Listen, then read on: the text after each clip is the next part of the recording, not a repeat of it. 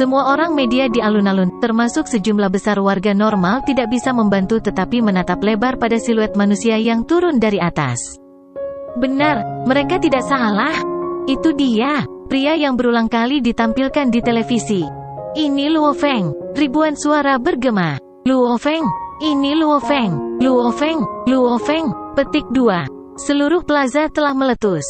Tuhanku. Luo Feng dari 8 pahlawan, pria yang melampaui generasinya, mengumpulkan banyak penyembah, jenius di usianya masih hidup. Pada saat ini, yang tahu berapa banyak warga yang menjadi sangat emosional, para elit dan pemimpin berbagai negara semuanya terkejut, beberapa keluarga rakus, individu-individu yang haus kekuasaan juga dalam kegilaan. Untuk seorang prajurit yang kuat seperti Luo Feng, tidak perlu pasukan, hanya satu orang saja yang tidak terkalahkan. Saat itu, Hong dan Dewa Guntur berperingkat di atas negara-negara. Setelah kehilangan 8 pahlawan, posisi 5 negara naik sedikit. Meskipun kekuatan Atkin lebih besar, otoritasnya masih tidak seperti Hong atau Thunder God, kekuatan absolut tak tergoyahkan yang tak tergoyahkan. Kakak laki-laki, Luo Hua sangat emosional. Feng kecil, Feng kecil. Luo Hongguo dan Gong Xinlan sedang menonton siluet ketika dia muncul di layar. Air mata mengalir di wajah mereka, sangat gembira. Di depan meja kantor, Su Xin sedang menonton siaran langsung dari komputernya, siluet yang hanya dia impikan, muncul di layar, dia tidak bisa tidak bersemangat, menggosok cincin baja, sangat gembira. Pada saat ini, Su Xin merasa seolah-olah telah naik ke surga. Seluruh warga dunia gempar, dan di dalam plaza kota markas besar Washington, Ketua Aliansi SDM Atkin sangat gembira. Tuan Luo Feng, ketika aku mengetahui tentang kamu yang masih hidup, aku sangat bersemangat, aku tidak sabar menunggu untuk membiarkan seluruh dunia mendengar berita itu. Namun, sekarang aku telah melihat kamu dengan mata kepala sendiri, aku benar-benar emosional. Petik 2. Aku Atkin, benci diriku sendiri karena tidak melakukan apa-apa selama insiden Swallowing Beast. Dan sekarang, meskipun insiden itu telah berlalu, ancaman makhluk laut masih tetap ada. Dan Hong dan Dewa Guntur tidak ada di sana, tanpa seorang pemimpin, para prajurit di seluruh dunia seperti pasir yang berserakan. Sekarang Tuan Luo Feng telah kembali, ini bagus.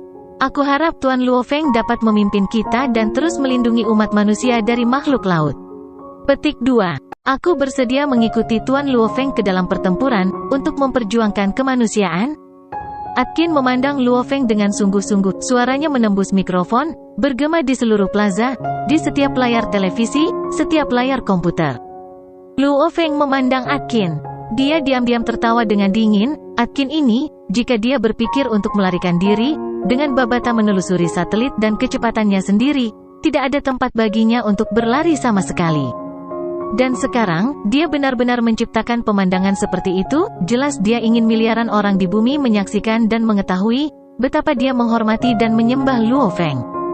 Mengatakan dia ingin mengikuti Luo Feng dan memperjuangkan kemanusiaan? Tuan Luo Feng. Atkin mengendalikan energi di sekitar, memotong suara di sekitarnya dari luar penghalang, wajahnya dipenuhi dengan penyesalan dan rasa malu. Aku mengakui, dalam keserakahanku sebelum aku membuat kesalahan.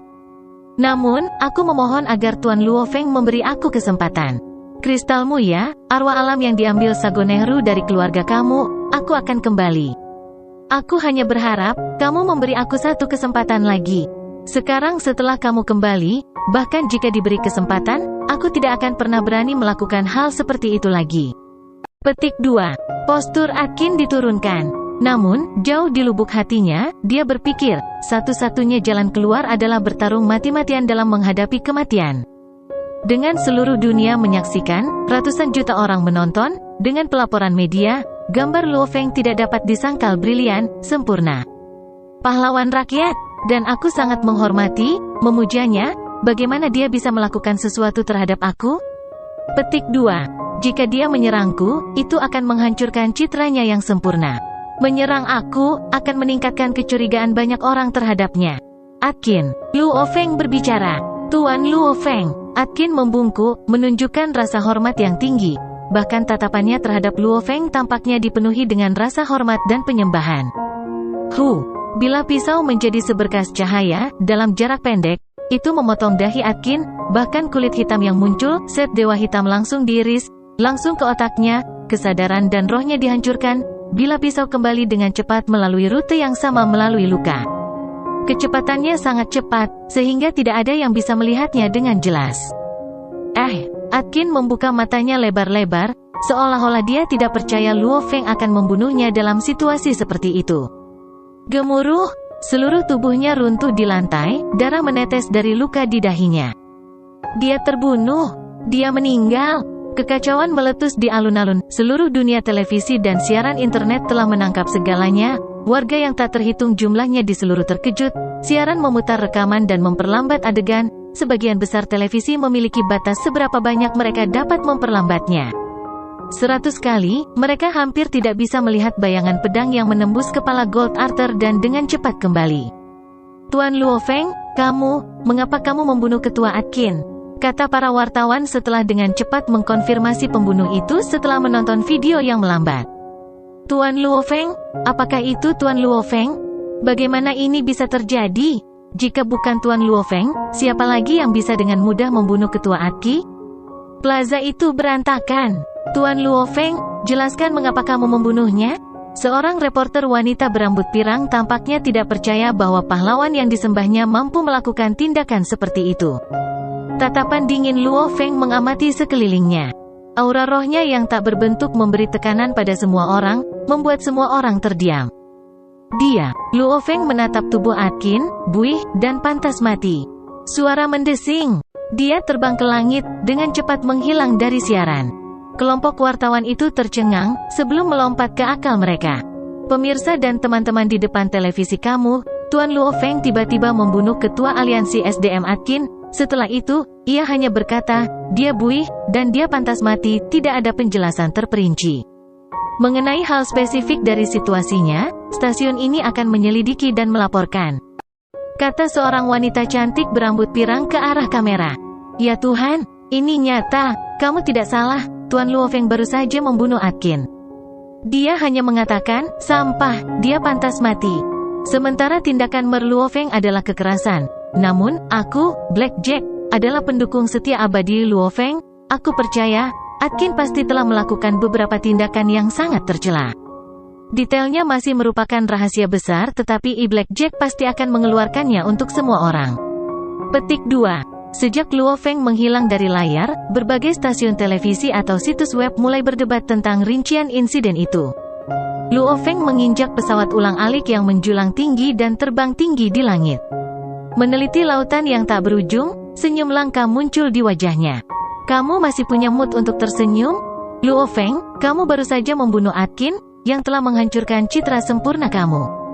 Kamu harus tahu, sebagai pahlawan, seorang pria yang dikenal sebagai jenius yang tak tertandingi, di antara manusia di bumi, 100% dari semua diskusi di internet semuanya mendukung kamu, mereka menyembah kamu. Gambar kamu sangat sempurna. Sekarang, itu semua hilang. Sayang sekali, kata Babata. Sempurna, aku tidak pernah sempurna. Petik 2. Luo Feng memberikan senyum acuh tak acuh, dan aku tidak pernah berpikir untuk menjadi orang yang sempurna. Siapapun yang pantas mati, aku akan membunuhnya. Babata tidak bisa membantu tetapi berpikir, kepemilikan kembali Luo Feng ini pasti telah dipengaruhi oleh Golden Hornet Beast, kebrutalan dan niat membunuh jauh lebih besar dari sebelumnya. Namun, aku menyukainya. Petik 2. Matahari bulan Juni yang panas terik, tidak memiliki efek atau cara mengurangi gairah pria. Kota Yangzhou, distrik Mingyue, banyak warga telah berkumpul di sini, kepala mereka semua terangkat saat mereka menunggu penampilan Luo Feng. Bahkan komunitas Mingyue semua bersemangat dan menunggu kembalinya Luo Feng. Mungkin di negara lain, ada orang yang curiga tentang pembunuhan atau oleh Luo Feng. Namun, sebagai kebanggaan Tiongkok, Luo Feng tidak dapat disangkal dan jujur, hampir semua orang berdiri di sisinya. Luo Feng, seorang pemuda yang melihat melalui teropong berteriak. Segera, warga yang tak terhitung jumlahnya yang telah menyumbat distrik, bahkan ke titik di mana beberapa orang berdiri di atas mobil, mereka semua bersorak-sorai. Siluet dengan cepat terbang, mendarat di sebidang rumput di distrik Mingyue. Luo Feng melirik ke arah distrik itu, tersenyum, sebelum langsung menuju ke rumahnya. Senyum ini menyebabkan banyak jamaah bersorak kegirangan. Di pintu rumahnya, ayahnya Luo Hongguo, ibu Gong Xinlan, istri Susin, adik laki-laki Luo Hua semuanya hadir. termasuk yang sekarang mampu melahirkan anak kembar. Luo Feng berjalan selangkah demi selangkah. Mata keluarganya basah dan robek. Panggil ayahmu. Su Xin memegang kedua anak yang terlihat sangat mirip. Mereka berdua menoleh dan membuka mulut mereka. Ayah, ayah, ayah. Luo Feng sangat bersemangat dan emosional sehingga dia menangis. Sejak Luo Feng kembali pada bulan Juni, arus kekerasan di seluruh dunia tiba-tiba terhenti. Keluarga serakah tidak membuat langkah apapun. Guntur Dojo dan Dojo Limits kembali ke aktivitas aslinya. Seluruh dunia tampaknya, untuk sesaat, sangat bersatu. Tidak ada yang berani mengganggu kedamaian itu. Ini adalah pengaruh Luo Feng. Ketika Luo Feng kembali ke rumah, dia pertama kali pergi untuk memberikan penghormatan kepada 5 teman baik yang mengorbankan diri. Mo Henderson, Isben, Tripati Singh, Jia Yi dan Solokov. Kemudian, dia pergi ke markas Dojo Limits, mengunjungi Hong dan Dewa Guntur yang masih koma. Setelah, Luo Feng mengadakan pernikahan dengan Su Xin. Semua dalam damai, di bawah pengaruh Luo Feng kekuatan super ini, perdamaian menang di seluruh dunia. Tahun 2061 musim dingin. Bagus Ping Ping, ayo, makan lagi seteguk. Ngam, bagus, bagus. Luo Feng membawa mangkuk kecil, akan memberi makan putranya yang lain. Hai kecil, ayo, bagus, benar, makan lagi seteguk. Jangan nakal, kakakmu sudah makan 3 suap. Kamu hanya makan 1, ayo. Luo Feng menatap putranya dengan penuh kasih sayang, membujuknya, memberi makan anak-anak. Di sofa di sampingnya, Su Xin secara pribadi merajut sweater, tersenyum ketika dia melihat ke atas. Luo Feng, Luo Feng. Suara Babata bergema dalam kesadarannya. Luo Feng, membawa mangkuk di tangannya terkejut, ada apa? Kapal naga hitam itu, kecuali beberapa fungsi pendamping, semuanya sudah siap. Meskipun masih tidak dapat melakukan perjalanan melalui alam semesta, tetapi, setidaknya dapat mencapai kecepatan subcahaya. 100.000 km per detik. Babata berkata, di ruang penyimpanan aku sekarang, aku saat ini sedang memperbaiki sistem fungsi pelayan, tetapi hitam kapal naga itu sendiri siap digunakan. Petik 2. Bukankah kamu mengatakan, logam yang terkumpul di bumi terlalu sedikit, tidak ada cara untuk terlibat dalam pelatihan Golden Hornet Beast? Terutama, Dewa Dunia, tidak ada cara untuk melatih sama sekali. Petik 2. Dengan kapal Gunung Naga Hitam, meskipun belum tepat mencapai kecepatan cahaya, dengan waktu 1 jam, itu bisa mencapai Mars. Kamu benar-benar bisa sarapan di pagi hari, pergi ke Mars, kembali di malam hari dan makan malam. Kata Babata. Dengan penjelasan seperti itu, Luo Feng sangat ingin pergi. Malam itu, Luo Feng memberitahu keluarganya. Tahun 2061, tanggal 3 Desember pagi. Setelah keluarga sarapan bersama, Su Xin pergi ke kantornya. Luo Feng memberitahu keluarganya, Ayah, Ibu, aku tidak akan berada di sini sampai sore, aku akan kembali pada malam hari untuk makan malam. Ping Ping, hai kecil, dengarkan kakek nenekmu di rumah. Dia membungkuk untuk mencium selamat tinggal kedua putranya, meninggalkan rumah. Tubuhnya menjadi kabur di halaman sebelum menghilang sama sekali. Tinggi di langit, Luo Feng terbang dengan cepat di udara, melewati awan, terus menuju lebih tinggi, matahari di atas awan semakin melotot. Dalam satu tarikan napas, ia terbang ke ketinggian 8.000 meter di atas permukaan laut, mengambang di udara. Babata, keluarkan kapal naga hitam. Benar, pertama kali memulai penyelubungan, jangan terdeteksi oleh satelit. Pikiran Luo Feng berbicara. Tenang, kapal nomor 1 di Kekaisaran Gunung Naga Hitam. Jika terdeteksi oleh bumi, itulah yang aku sebut lelucon besar. Kata Babata, pada saat yang sama, di samping Luo Feng yang tinggi di langit, sebuah kapal berbentuk cakram hitam besar muncul, diameternya 100 meter, di sayapnya, seekor naga besar tercetak. Luo Feng menarik napas dalam-dalam. Sementara diameter 100 meter tidak tampak terlalu besar, dari dekat, itu masih mengejutkan. Sebagai perbandingan, itu bahkan lebih besar dari beberapa lapangan sepak bola sekolah menengah. Pintu kabin otomatis terbuka, Luo Feng terbang ke jalur laser, lalu gerbang bagian dalam juga terbuka. Dalam ruang kendali kapal Black Dragon. Luo Feng, iblis Babata siap melayani kamu. Suara jernih terdengar, bergema di seluruh ruang kontrol, dan pada layar di atas papan kontrol, gambar kepala Babata muncul. Luo Feng tertawa, ayo pergi. Baiklah, Babata tertawa. Bersenandung. Suara dengungan yang sangat lembut di dalam kapal, bahkan untuk seseorang setingkat Luo Feng, orang hanya bisa merasakan sedikit getaran. Ini jelas jauh lebih nyaman daripada mobil-mobil normal bumi. Apakah aku perlu mengaktifkan simulator pemandangan? Babata bertanya, itu dapat mensimulasikan dari 10% hingga 100%, tidak ada masalah. Simulator pemandangan, Luo Feng terkejut. Karena tubuh kapal seluruhnya terbuat dari logam tebal, orang tidak dapat melihat keluar dengan mata untuk melihat bagian luar, itu sebabnya kami memerlukan simulator pemandangan. Ini mirip dengan proyektor 3D Earth kamu, namun, jauh lebih detail dan kuat dari itu, jelas Babata. Aktifkan, 100%, kata Luo Feng langsung. Sua, seluruh papan kontrol, kursi, dan lantai ruang kontrol sepenuhnya lenyap. Lingkungan menjadi lapisan ozon yang kabur. Kapal Black Dragon saat ini terbang di dalam lapisan ozon, dengan cepat, benar-benar meninggalkan bumi. Itu telah pergi. Suara Babata bergema di seluruh lingkungan, dengan satu pandangan, Luo Feng bisa melihat ruang tanpa akhir, ruang yang luas. Luo Feng berbalik untuk melihat ke belakang. Sebuah planet biru langit besar muncul di hadapannya.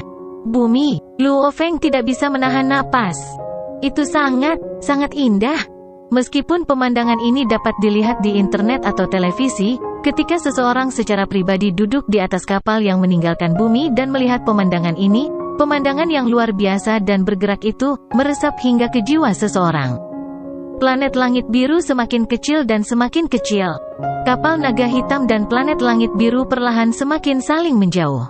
Bumi, matahari, tatapan Luo Feng melayang di belakang bumi. Jauh dari sana, ada bintang yang sepertinya terbakar, matahari. Kapal sudah mencapai 100.000 km per detik, saat ini menstabilkan kecepatannya, menuju Mars, suara Babata terdengar. Luo Feng berbalik lagi, melihat ke arah lain. Ini seperti mimpi, Luo Feng tidak bisa membantu tetapi untuk berseru. Oh, Babata, di sana.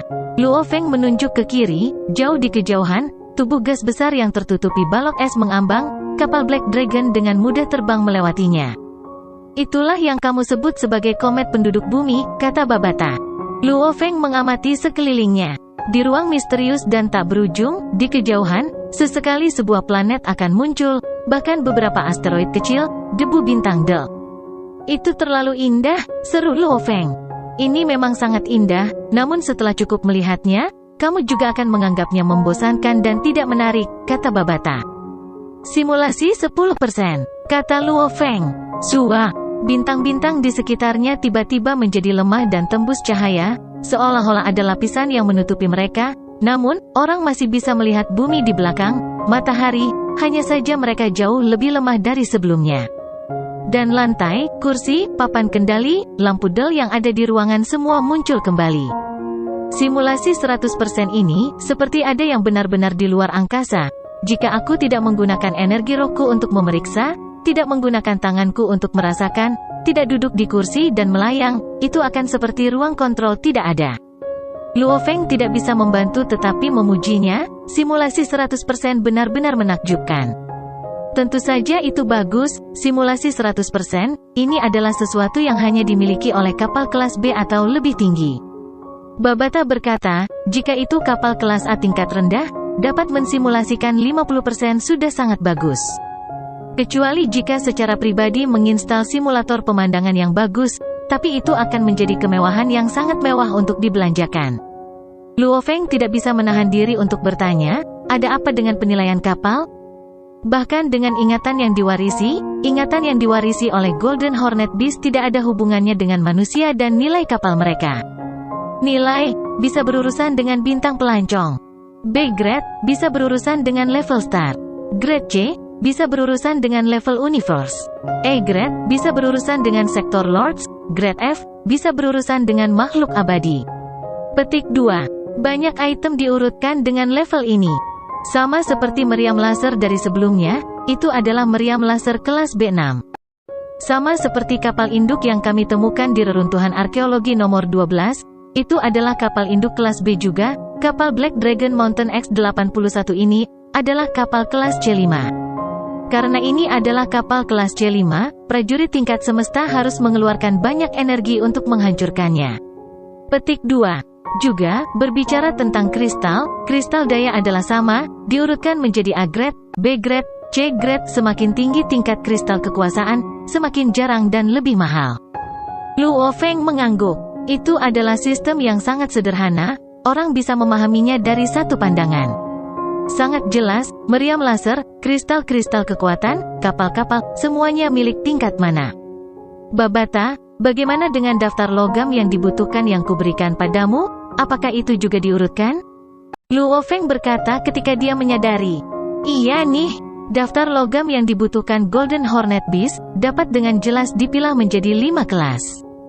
Logam kelas cocok untuk tingkat pelancong bintang Golden Hornet Beast, kelas B. Untuk tingkat bintang kelas E, untuk sektor Lord Golden Hornet Beast. Kata Babata. Luo Feng mengangguk. Pertumbuhan Golden Hornet Beast didasarkan pada pertumbuhan dunia internalnya, dan agar dunia internalnya bertumbuh, diperlukan menelan logam. Menelan logam disortir menjadi 3 komponen utama. Pertama, menelan beberapa paduan, sisa kapal Del, atau bahkan biji logam tingkat rendah, efisiensinya paling rendah. Ini juga merupakan metode evolusi paling lambat untuk Golden Hornet Beast, dari tingkat bintang ke tingkat semesta yang diperlukan 100 tahun. Kedua, menelan biji logam murni khusus. Sebagai contoh, saat ini Luo Feng adalah star level 3 Golden Hornet Beast, maka dia bisa menelan logam kelas B dengan kemurnian hampir 100%. Jika Luo Feng mencapai tingkat semesta, ia akan membutuhkan menelan logam kelas C. Metode ini dapat menggandakan kecepatan evolusinya. Dari tingkat bintang 1 ke alam semesta tingkat 1, 50 tahun sudah cukup. Satu-satunya harga adalah sejumlah besar biji logam yang sesuai. Ketiga, pengelompokan logam, seperti halnya manusia memakan berbagai jenis hidangan untuk menelan berbagai vitamin dan nutrisi, itu adalah logika yang sama. Menelan campuran logam yang berbeda mungkin hanya menciptakan keajaiban bagi pertumbuhan dunia internal. Kecepatan evolusi bisa 2 kali lipat atau bahkan dipercepat hingga 10 kali atau lebih. Untuk Golden Hornet Beast tingkat bintang, pengelompokan logam paling optimal adalah biji logam kemurnian 100% kelas B. Juga, 325 biji logam murni ini harus tepat dalam porsinya. Dengan begitu, hanya dengan satu menelan, pengganda evolusi akan dinaikkan menjadi 89 kali. Saat ini di bumi, tidak ada yang lain selain logam normal atau kasar, bahkan apa yang kalian sebut emas tidak lain adalah logam kelas A3. Bahkan apa yang kalian semua temukan di bulan, logam emas biru itu, hanyalah logam tingkat A6. Babata berkata, tidak ada logam tingkat B sama sekali. Petik 2. Luo Feng mengangguk. Ini juga alasan untuk menelan pangkalan Golden Hornet Beast, ketika pertama kali mencapai level star 1, ia tidak dapat menemukan logam grade B, sehingga secara acak memakan beberapa logam normal. Sisa-sisa kapal dan logam, kategori logam ini memiliki efisiensi terendah, tidak berbeda dengan memakan logam normal, mungkin hanya volumenya yang sedikit lebih kecil. Evolusi The Golden Hornet Beast, mengandalkan pengelompokan logam, adalah cara tercepat. Namun, bahkan dengan logam normal, orang masih bisa berlatih. Namun demikian, Luo Feng sangat tak berdaya, dari 2 teknik rahasia binatang bertanduk emas yang telah ia pilih untuk dilatih, dan itu mengandalkan banyak pelatihan dan pemahaman. Tetapi persyaratannya jauh lebih menuntut. Memungkinkan bentuk fisik Golden Hornet Beast untuk memperbesar atau menyusut. Itu sebabnya, pelatihannya membutuhkan konsumsi beberapa pengelompokan logam. Setelah memakannya, dengan mengandalkan pengelompokan yang kompleks, mereka akan diserap oleh tubuh dan karenanya mengubah struktur tubuh dan genetika Golden Hornet Beast. Hasilnya, ia bisa mengendalikan ukuran tubuhnya secara keseluruhan. Bisa dikatakan, komponen utama untuk pelatihan mengandalkan konsumsi pengelompokan logam, dan langsung menelan langsung ke perut. Tidak menelan ke dunia internal. Banyak pengelompokan kompleks untuk, bahkan lebih sulit, lebih kompleks daripada pengelompokan untuk evolusi Golden Hornet Beast. Luo Feng, kita hampir mencapai Mars, kapal akan mulai mengurangi kecepatannya, suara Babata terdengar. Luo Feng memandang. Simulasi pemandangan di 10%, yang memungkinkan Luo Feng untuk melihat di kejauhan sebuah planet merah. Warnanya merah dengan rasa kuning keprok, penampilan bijak, itu tidak terlihat lebih baik dari bumi. Kapal dengan cepat menembus ke atmosfer Mars, jelas ozon Mars jauh lebih tipis daripada bumi. Babata, bersiap-siap untuk membuka pintu kabin. Luo Feng segera berlari keluar dari kabin tingkat menengah kapal itu. Sambil berlari, baju zirah kontak awan mulai memanjang, dengan cepat menutupi seluruh tubuhnya, bahkan hingga ke kepalanya, hanya mengungkapkan matanya.